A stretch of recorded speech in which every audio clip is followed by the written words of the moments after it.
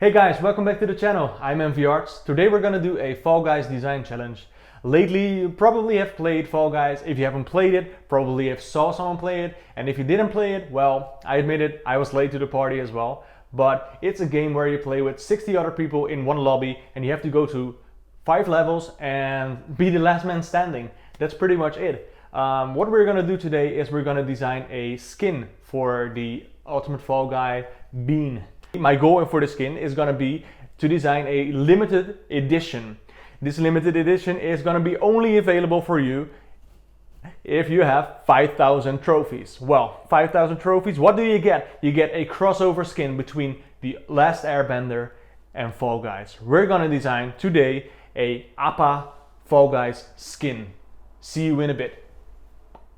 So, I'm back at my workplace and I'm about to start drawing up a Appa costume.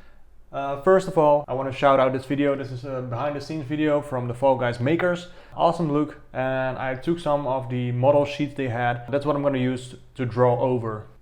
So here I have my selection of useful images. I got a side view, a front view, I got a back view as well, that's not on here. Some custom designs also from the behind the scenes, link is in the description. And this is a lineup of Appa. It's a super deformed, and that's what they call it in the art of book. I have it right here, so let me grab it. So yeah, if you're interested in this, I'll leave a link in the description as well for this, where you can find it. I highly recommend it. It's an awesome read, and there's some great concept art in there as well. A lot of good stories, just overall fun. And on the last pages there is this image, super deformed versions of the Avatar crew. So I want to see if I can incorporate this design on top of the Fall Guy. And as you can see, some of the faces of the costumes get higher than the actual face of the Fall Guy.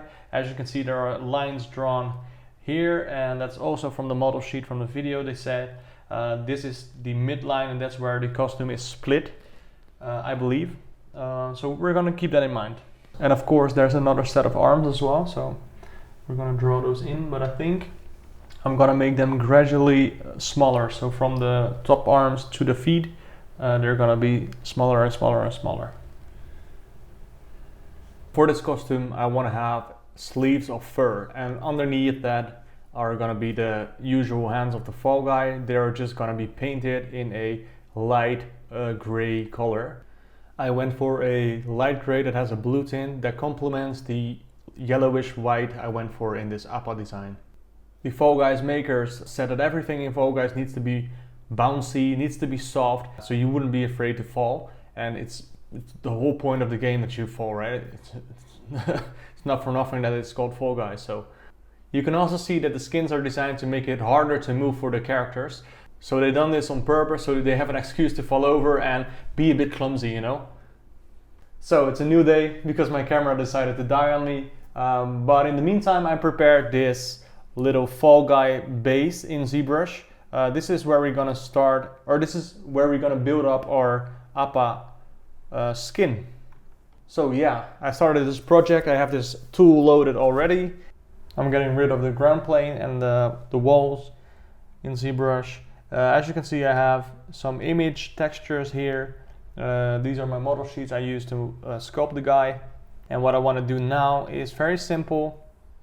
I want to change out these model sheets for the Appa model sheets. How we're going to do that? We're going to go to textures, import, and browse to the Zbrush folder. Go back to Fall Guys in graphics and external media. There's Appa front and Appa side. Open them up. Now I select the 3D plane that I have created already and go down all the way down to texture map. Click on the texture and we choose Appa front. Now you can see that it is upside down. And of course we need to fix that. So we go to textures, select the front texture, and down here you can say flip vertical. You have to go back again to the texture map, click the texture, and now choose the Appa again. There you have it. With Shift F I bring back my wireframe. With W I can get my gizmo. And I want to drag from the point where the arm starts while holding Control. That masks the arm. So I duplicated it. I have a separate subtool now with the same mesh. Go to polygroups, group masked. I want to isolate the arms and I want to say delete hidden. Now I have a subtool with only the arms, and we can merge down from the original one. But before we do that, rotate the arms a bit. And of course the anatomy of this is going to be a bit tricky, but we'll figure it out. I enabled local symmetry and I'm scaling it a bit. So what we're going to do now is we're going to merge down the Fall Guy and say in the geometry tab, I believe, oh, it's in the subtool tab, sorry. In the subtool tab, and you can say merge down. This is not undoable, press OK to continue, okay. Now it's one subtool. And if we say auto groups, you can see that all loose parts are now separate groups.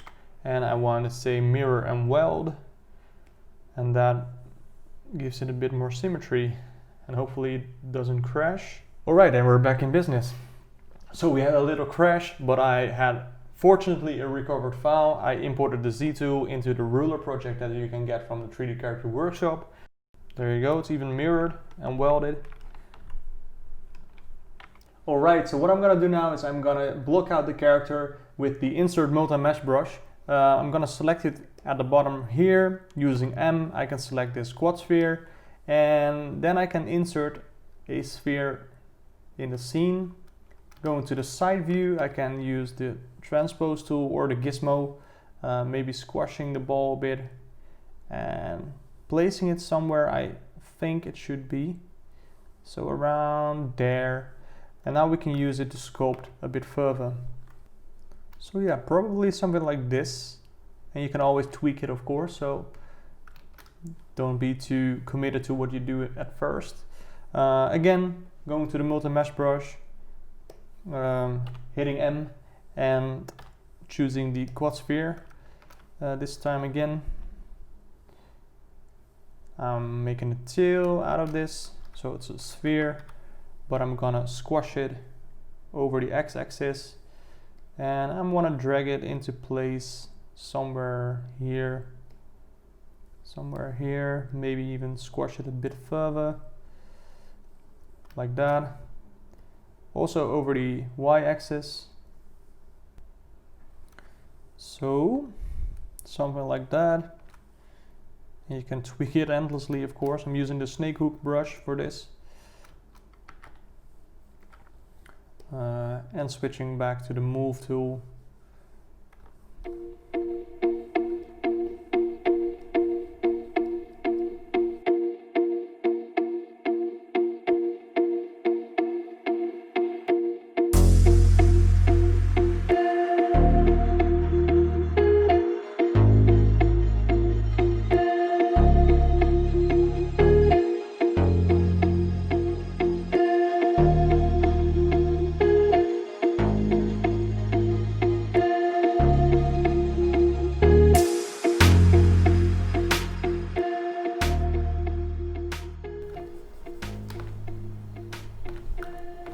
Looks more like a Viking right now.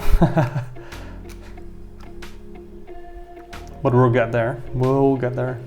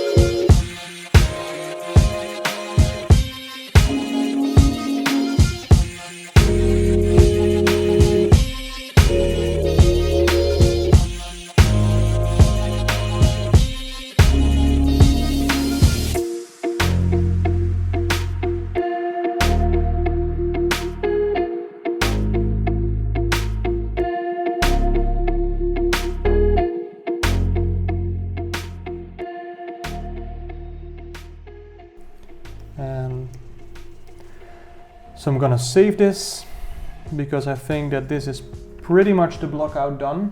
We got a nice Appa character, and we can of course tweak it because I can see that the belly can be a bit wider, for example. And you can constantly keep tweaking it, but overall I'm happy with this. So I'm gonna leave it at this for the block out, and I'm gonna work on it, clean it up, make it into one mesh, add some final details like fur, and then I'm gonna go over to Blender, retopologize it and texture it, and you'll see that in a bit. So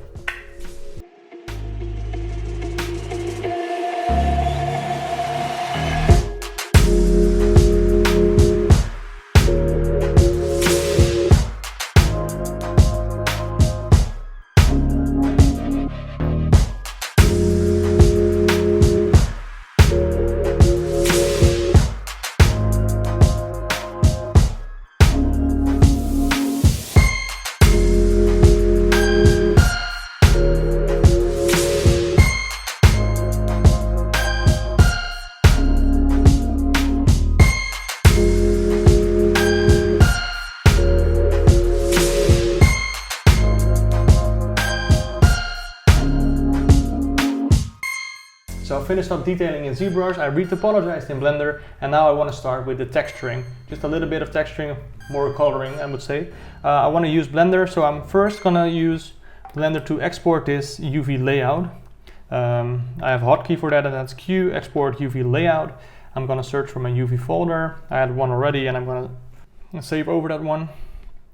And now I want to switch to texture paint mode. I want to make a new texture. That can be done right here. No textures, the plus sign, base color, and I want to change it to color underscore Appa Fall Guy. Change the resolution to 2048 by 2048. And for my color, I want to use this white color, so I'm gonna pick that one in Photoshop right here, paste it in, and say OK. Now we've created a new texture. So I want to use Blender to paint in this pattern on his back. I want to use the 3D view so I can just paint over the seams, and I don't have to worry about the alignment of the UV layouts. So that's what we're going to do.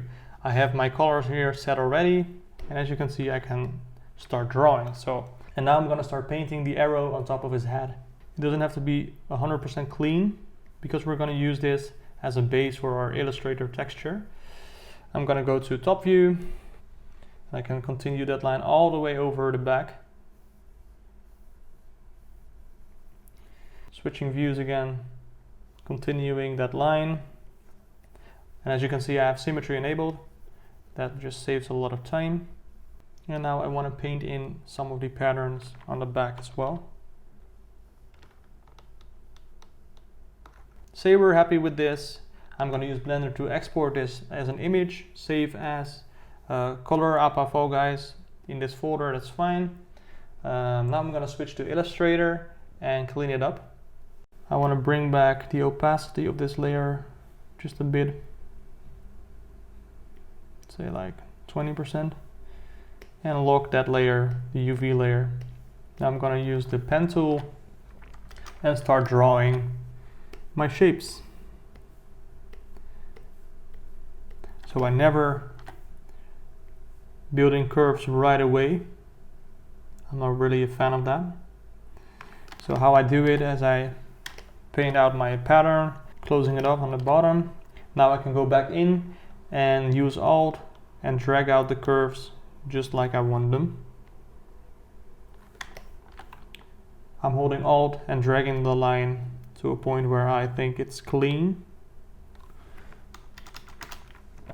Sometimes you need to adjust some points, of course. Go back in. Again, let's go back to Photoshop and pick this color. Copy the code and select the shape. Switch to fill and paste that code in. There you go. Select the other two shapes, and with the eyedropper tool, select the other one. What I'm gonna do now is clean up the pattern. Maybe there are some misalignments, but we overall are in the ballpark, so that should be fine. Then I'm gonna block in the other colors and maybe add some subtle shadowing already, but that's basically it.